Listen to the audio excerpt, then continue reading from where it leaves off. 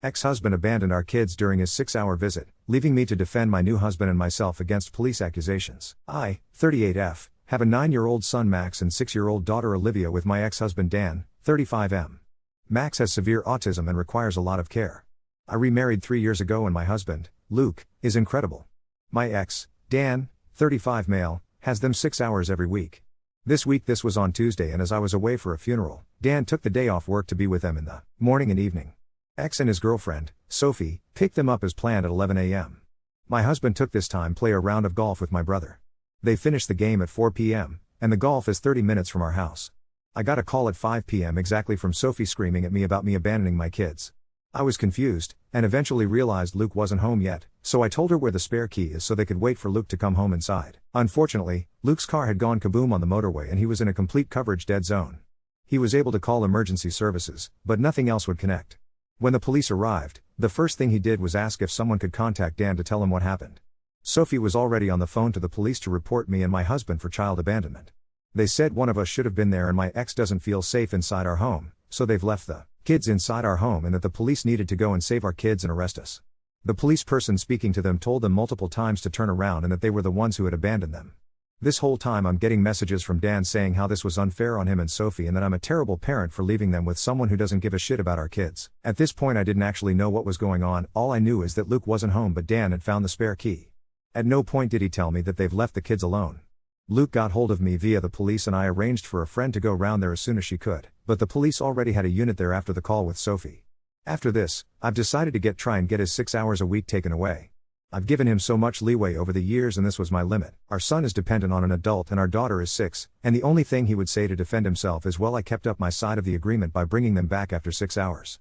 This has caused a whole other shitstorm, to the point where Sophie sent me messages that the police are now investigating. Dan hinted he is going to try and get the kids taken into care because of my husband abandoning them. I had multiple people ask me why I'm staying with someone who abandoned my children. His parents have threatened to try and gain custody of the children, saying the children need a stable family unit, and calling my husband abusive. I said fuck this and put the whole story, with evidence, on my private Facebook page and people quickly understood. But now I'm being branded a drama queen and an asshole for publicly blasting the father of my children, putting my husband above my kids. I don't understand how. He's more of a father to them than Dan is. I feel like I've taken crazy pills. Ida? Update 1. My brother, Pete, was friends with my ex-husband before we ever got together. He also never really got involved in our relationship, or separation. He's never really been involved in my life beyond being a good uncle. He's a nice guy, but we have never been that close. He's always been closer to my ex, and now with my husband. When he found out what happened, that completely changed and he put himself right in the middle of it all. My brother was always the beta in his friendship with Dan. I always suspected he was scared of him. Well, not anymore. He called Dan and ordered him to meet him at Dan's parents, who he knows quite well. Dan was advised that bringing Sophie to this meeting wouldn't end well for him. I don't know exactly what was said, but the result of their conversation is that Dan's parents are going no contact with him. I don't like them, they've never liked me, but I've never doubted they loved my kids and would protect them with their lives. Pete did tell me that Dan made it clear he wouldn't break up with Sophie under any circumstances, even if it meant he wouldn't be able to see his kids. Pete explained what happened to my ex-in-laws, that the version of events I posted was true, and went through the timeline/proof. Dan argued and bitched and moaned until his dad told him to leave. I think the fact that my brother, who is known for caring about beer, women and sports and nothing else, took this so seriously got the grandparents to wake up. I spoke to them and although their apology was barely worth hearing, we came to an understanding. I'm not going to allow any visits/contact between Dan/Sophie and my children going forward. Our agreement was informal, no court's orders or anything. If he wants to see them, he will have to fight for it, which I know he won't. Those 6 hours a week are now going to be with his parents, on the condition that if they allow Dan to be around the kids, even once, they will be cut off from our lives. They were fine with this. Today came and they picked the kids up and spent the day with them. They called me after 5 hours and asked if they could bring them back an hour later than planned. They were having a lot of fun painting and the kids wanted to finish what they were doing. No problem, thanks for checking. I cannot stress enough how much I dislike them, but knowing my kids are with people who want to be with them is such a good feeling. Dan didn't even text me asking if he was going to have his scheduled time today.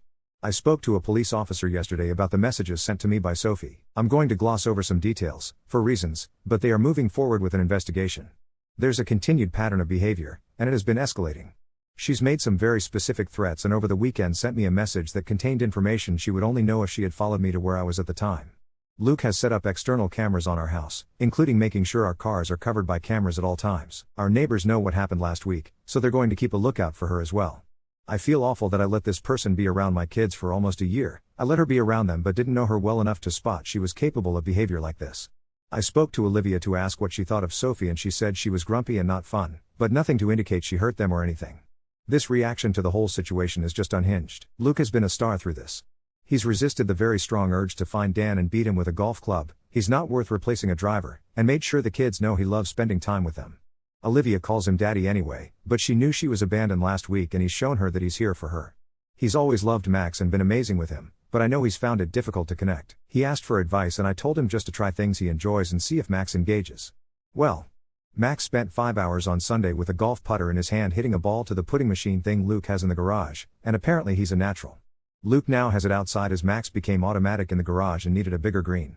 So, I'm now re-evaluating my life.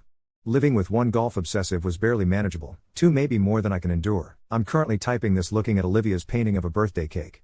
Deranged threats aside, I'm happy with how things are right now. Update 2. Since my previous posts, everything has, mostly, been resolved. I didn't go into detail at the time, but a lot of what Sophie was sending me was accusing me of sexual infidelity, and had told a lot of people that I was someone who fucked other women's men. I thought she was accusing me of cheating on my ex with my now husband, but we will come back to this in a bit. She directed people to message me from public posts on her Facebook. One person turned up at my door to shout abuse at me. Between this and other stuff she did, I reported her to the police and they opened a case of harassment. I spoke to a lovely officer who took all the evidence I had and a week later she was arrested and interviewed. Her phone/computer were seized and she was released with bail conditions to not contact me directly or indirectly. I was told there was enough evidence to support a prosecution, but at that stage I just wanted to move on and be done with it. Dragging it through court for God knows how long seemed such a daunting and horrible future, so the police didn't move forward with prosecution and filed it with no further action, meaning the bail conditions would no longer apply the moment it was filed. I was told this would happen after a review from somebody that wasn't the officer dealing with it, which would be between 1 to 7 days and I would be told when that was completed. This was communicated to her, and being the bright spark she is, she immediately messaged my brother something along the lines of his sister being a whore and a waste of police time. The bail conditions were still in place.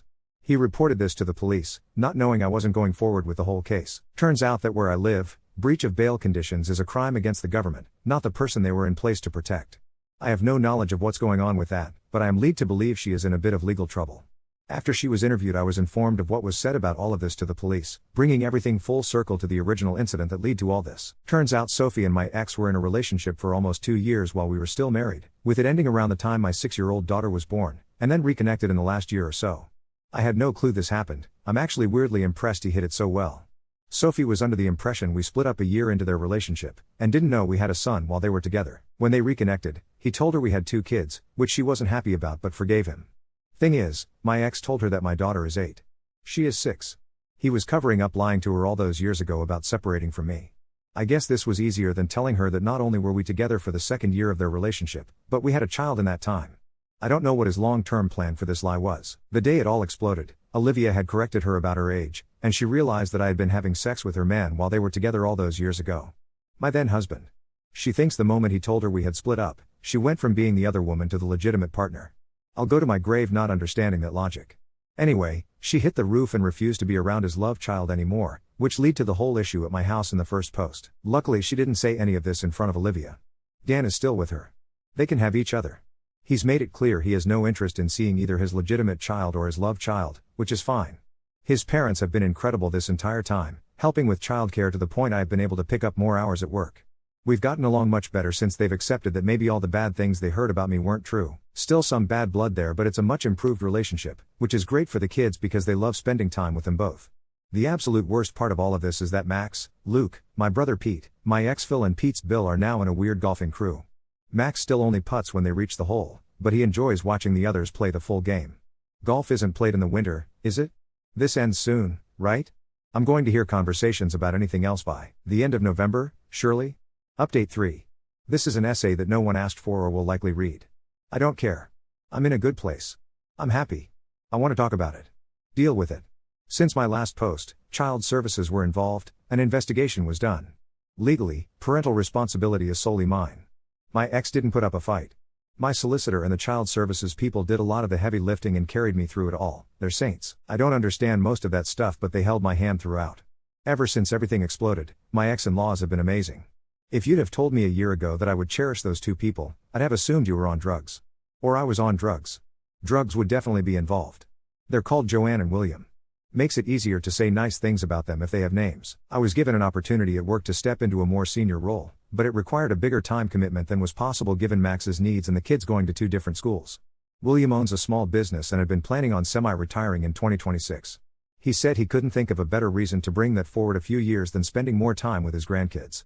He told me to accept the new role and we can figure everything out afterward. Which made me cry like a baby. Since the beginning of December, he has picked them up from their schools 3 times a week and has them until 7 p.m. He does all sorts with them. He took them to the aquarium because Max kept reading a book about fish. One day Olivia helped him do some things on his car while Max organized his tools. Another day he built a blanket fort for Livy and a pillow throne for Max and fought the sofa demon. Every day he has them. I'm told about something fun they did together when they get home. It's never been we just sat around, it was boring or we watched TV. He finds a way of engaging with them both, in different ways at the same time. I'll be honest, that's something I struggle with a lot of the time. I never got the impression from my ex-husband that he was the greatest dad to him when he was growing up, but he's an unbelievable grandfather. They love their time with him. Christmas was the biggest turning point though. Despite them being so amazing in stepping up with the kids, there was still an underlying bitterness in both directions. They didn't treat me well while I was married to my ex.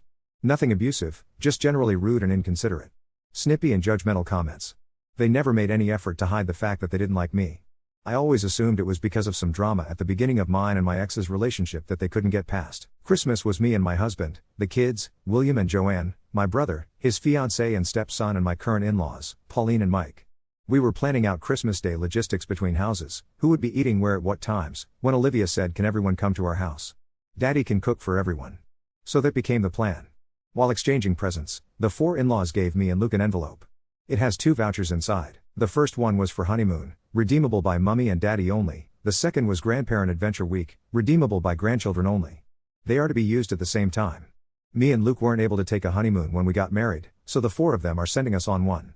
While we are away on that trip, the 4 of them will be taking my 2, and 2 of their cousins of similar ages, one from each side conveniently, away to an adventure/family resort not too far away from us. Center Parks, for those of you in the UK, I was 4 wines in at this point, so between the incredibly generous gift and William/Joanne calling Luke daddy, I was a complete wreck. Olivia has always called Luke daddy, but they always called him Luke to her when talking about him. It wasn't until I saw that voucher that I realized at some point, they'd switched over to calling him daddy to the kids without me even noticing. A few wines later I asked Jo why things couldn't be like this before, why did they never like me? That stung to hear. She wasn't wrong. Not saying it absolves them of how they treated me, but I had hurt them, even if I didn't mean to. I always told myself I trusted them with the kids, but looking back I was just telling myself a version of events that let me wrap them both, but specifically Max, in cotton wool. I would check up all the time. I would come pick them up early. I would make sure they checked every activity with me beforehand. To me, leaving them with them at all was me trusting them, but that clearly wasn't the reality. More tears followed, then apologies and hugs. It was very cathartic. I really enjoy her company now. We've even gone for lunch just the 2 of us a few times recently. Me 12 months ago would like to see me if today take a drug test for typing that last sentence. Oh, and my brother put his weight on our glass coffee table when getting up off the floor. It smashed and he required an ambulance. He was the only sobre one, for a change, but couldn't drive as his hands were very red and very wet. Now my daughter knows that shouting "stupid fucking cunting table" at the top of your lungs is not allowed in our house, even if an adult does it first. Our honeymoon to Italy is booked for August. Grandparent Adventure Week is booked. The 2 granddads are determined to kill each other by turning every activity into a competition. Hearing 2 60-plus-year-old men debate who has the better physique for archery was one of the more surreal moments of my life. Prior to them contacting each other to arrange all of this, they'd never really interacted much beyond events involving the kids. Now they've got a group chat and make plans, just the 4 of them? There's talk of a cruise later in the year. Seeing my old in-laws and my new in-laws become friends is fucking weird, and it will never not be fucking weird. I did make a joke to my husband about how this is heading towards them swinging together, and he immediately walked out of the room in silence. For a moment I'd forgotten that half of that delightful foursome are his parents. Now on to the less fun stuff. My ex-husband Dan and his girlfriend Sophie, sometime between Christmas and New Year, neighbors called police to Sophie's home and she was arrested. There was ongoing domestic abuse and that final incident resulted in him being seriously hurt. I don't know specifically what injuries he had, only that she fucked him up really bad. She has been charged with GBH, editor's note grievous bodily harm / more than one I think, coercive control and non-fatal strangulation, and is being held on remand until whenever the trial is. This was all told to me by my brother, who still has mutual friends with him. I never had any indication this was going on, but then again, why would I? After this, Jo and William told me they were going to reach out to him. They're on the same page as me that the best thing for the kids going forward is for him to not be in their lives, but he's still their son and they want to be there for him. They didn't need my permission, but I appreciated the heads up. He has moved to another part of the country, being supported by a charity and making a fresh start. He asked them about the kids, but they told him that he needed to focus on himself before he could focus on his children. I received a letter from a solicitor earlier this month asking me to contact them. I asked my solicitor to find out what it was about. It was her solicitors and they wanted me to consent to child services providing them with any reports involving my ex and my kids. Am I correct in assuming you want me to politely tell them you don't wish to engage with this matter? I'd prefer you be impolite. I am struggling balancing my empathy for the awful situation he was clearly in with my rage for his disregard for our children. I don't know how I will ever be at a point where I trust him to be in the same room with them, let alone on his own. Even beyond the incident from my original post, there is just too much history there. I hope he gets the help he needs. I hope he lives a happy life. I really hope it's a long way away from my kids. I'm not saying never, but I see him having any future contact with them as highly unlikely at best. Yeah. That's all going on for someone I once thought was the love of my life, while I'm the happiest I've ever been. To end on a happy note, the weird golfing crew starts back up in 1.5 weeks.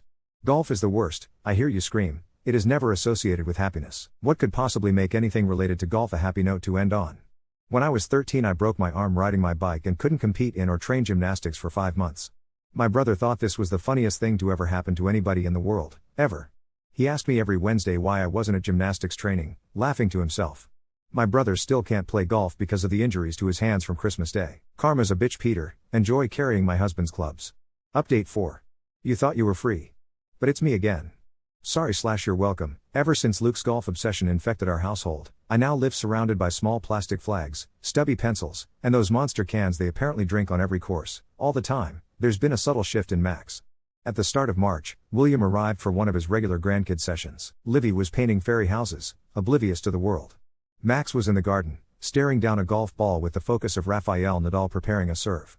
William sat with him, the way he always does, never pushing, narrating his movements. I'm picking up the club. Now I'm going to try a soft putt.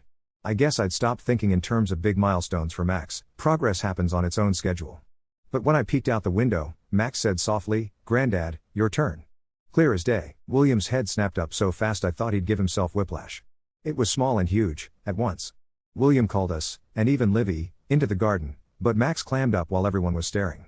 That night, William and I cried quietly in the kitchen, then celebrated with far too much Prosecco.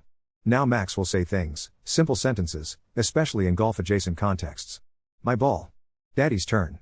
All done. It's not ceaseless, and it's as much echolalia as conversation, but it's there and it's new. He's found a bridge, in a weird, roundabout, strictly golf-related way. She fully believes that Granddad and Granddad are in a competition to win best grown-up ever, and she's weaponized this by producing a daily scoreboard in glitter glue. Each has, at some point, bought her loyalty with marshmallows or letting her stay up extra late. Pauline, Luke's mom, now addressed as Supergran as a direct result of this nonsense, is staging a revolt with matching t-shirts for the women of the family, Queen of the Universe. The men are to be golf knights. My daughter's world. We just live in it. Against all laws of nature, the two sets of in-laws have not only kept up their group chat, but now host a monthly pub quiz team.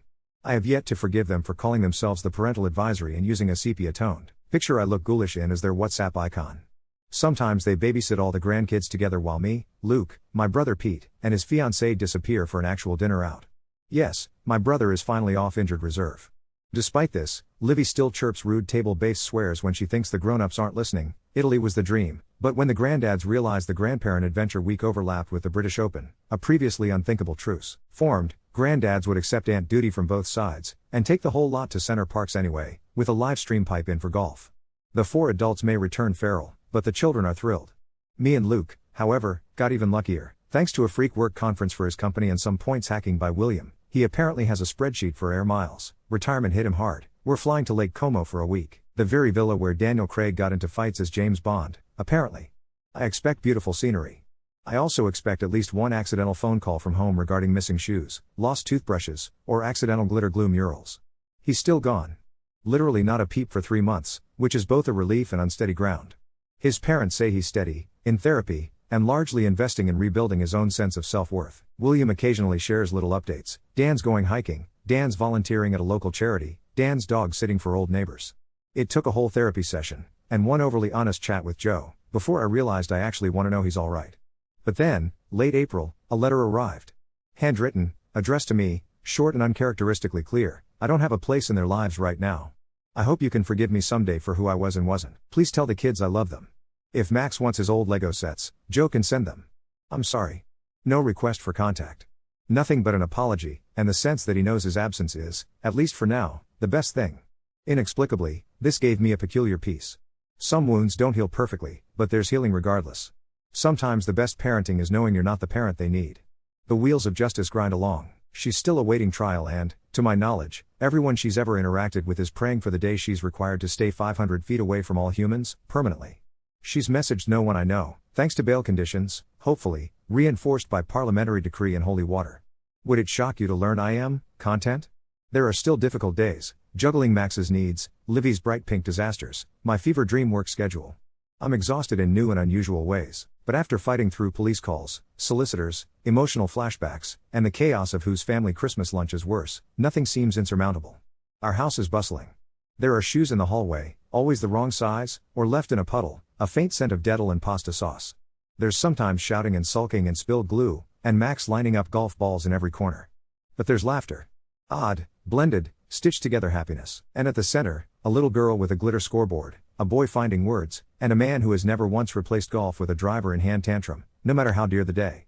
Plus, a veritable Greek chorus of redeemed in-laws, all of whom are ready for whatever comes next, armed with Prosecco, group chats, and an ongoing best grandparent rivalry that I now think will outlive us all. I'm still wary, and safe, the cameras stay on, the doors are locked, and I never assume peace will last too long. But I'm letting myself hope again. If you take anything from this, let it be that even broken families can build something new.